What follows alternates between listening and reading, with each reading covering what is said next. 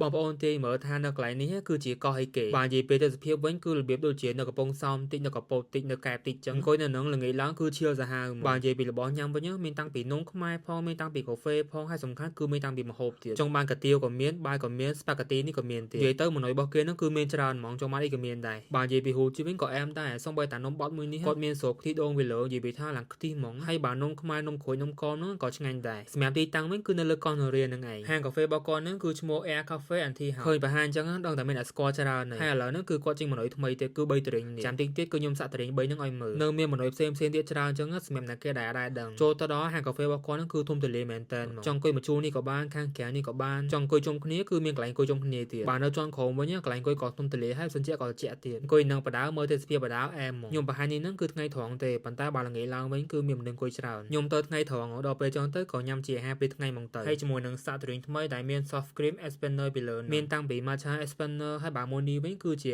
caramel latte espresso ក្នុងហ្នឹងមានលាយមួយកាហ្វេដែរអញ្ចឹងបាទណាគេហៅកាហ្វេហ្នឹងគឺសាក់មួយហ្នឹងត្រូវនិយាយពីរសជាតិវិញគឺតរិញមួយហ្នឹងកាហ្វេអត់សូវខ្លាំងទេប៉ុណ្ណឹងមកល្មមញ៉ាំហ្មងឆ្ងាញ់ហើយបើមួយនេះវិញគឺជា strawberry matcha espresso រសជាតិវិញគឺ matcha ដិតឆ្ងាញ់ហ្មងហើយបូកផ្សំជាមួយនឹង espresso ពីលើហ្នឹងទៀតពីរហ្នឹងគឺ combo នេះល្អហ្មងពេលដែលញ៉ាំទៅគឺសូវផ្អែមទេហើយខ្ញុំក៏បានហៅកាទៀវគ្រឿងសមុទ្រមួយជាមួយនឹងមួយទៀតហ្នឹងគឺ carbonara spaghetti មួយហ្នឹងក៏ឆ្ងាញ់ដែរពេលដែលញ៉ាំទៅគឺមានជាតិ creamy និយាយទៅគឺខ្ញុំចូលចិត្តញ៉ាំហើយបើមួយនេះវិញគឺជានំបត់បន្ទាប់ពីកំងហើយអញ្ចឹងគឺគាត់មានស្រួយខ្ទិះដូងពីលើទៀតនិយាយទៅប្លែកខ្ញុំអត់ដែរញ៉ាំអញ្ចឹងទេប៉ុន្តែរសជាតិឆ្ងាញ់របស់គេមែនសរុបមកបើអ្នកទាំងអស់គ្នាទៅកោះនរាប៉ុន្តែអត់ដឹងទៅណាទេអាចមក Air Cafe and Tea House នេះបាន